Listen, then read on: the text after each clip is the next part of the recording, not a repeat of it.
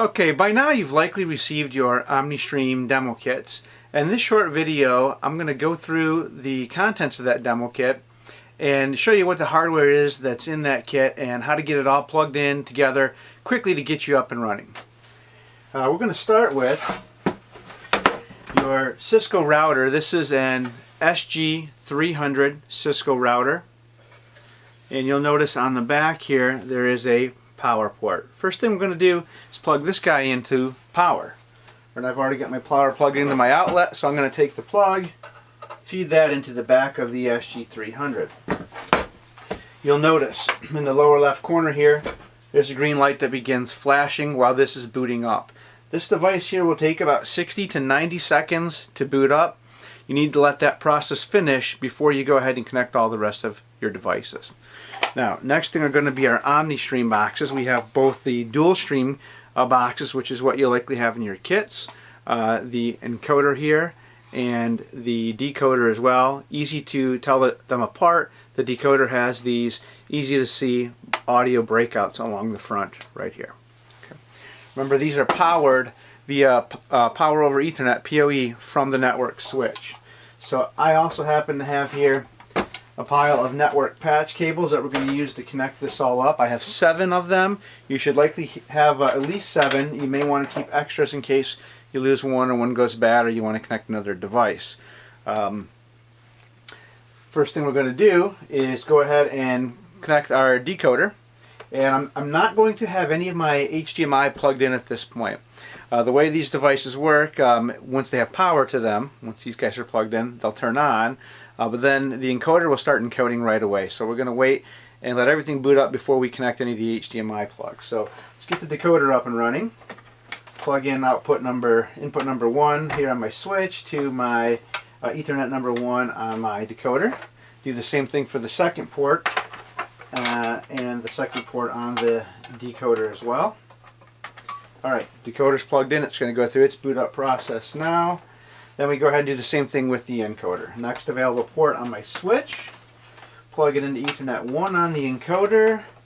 Then again, next port on the network switch into Ethernet number 2 on my encoder. Now both the encoder and decoder are connected, receiving power from the switch. They're booting up, getting ready to run. Next thing we're going to do is connect up our Velocity Gateway. Now you may or may not have Velocity Gateway or Velocity touch panel to use at this time. Ultimately, you will have this with your OmniStream kit, so we're going to go ahead and show you these right now. Here is an OmniStream Gateway computer. Yours may not look like this. This is an early beta model right here. The newer ones may look more similar to the casing of an OmniStream box. But for right now, we'll go like the switch. We're going to go ahead and plug our power in to this guy right here, and then notice there's a power button on this one. So after I plug it in, I'm going to hit the power button and turn this guy on. There we go. I've now added power. Hit my power button to turn that guy on. It's lighting up. Again, about 60 to 90 seconds or so for that to boot up and come on live. Now, last piece I want to connect up here is my Velocity touch panel.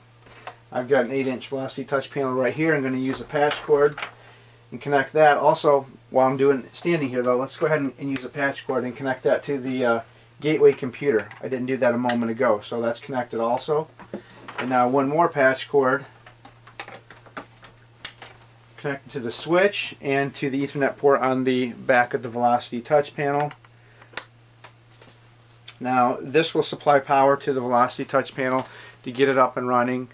When this boots, it's going to boot up to the Android operating system, and it's going to look like a tablet. At that point, you'll have to touch the icon for Velocity to start that up and get it running. In future versions, we'd like to get you a system that doesn't boot to the Android operating system, but instead boots right into the application. But for now, remember, you'll need to start the application right after. Put this off to the side, and then I've got, notice, one patch cord left. This one I would use to connect my laptop. I was going to have a laptop here for this demo also. Plug that into my laptop. Now some of you may have a laptop without an Ethernet port on it. If that's the case, you may need to invest in a Ethernet to USB dongle to connect your laptop so that you can connect to the system, run AMS as part of the demo as well. Alright, so that's all there is to it. If you have any questions, feel free to give me a call, reach out to Seth, or Donald, and we'll be or Mike, and we'll help you get up and running on these OmniStream demos. All right, take care. Thanks a lot.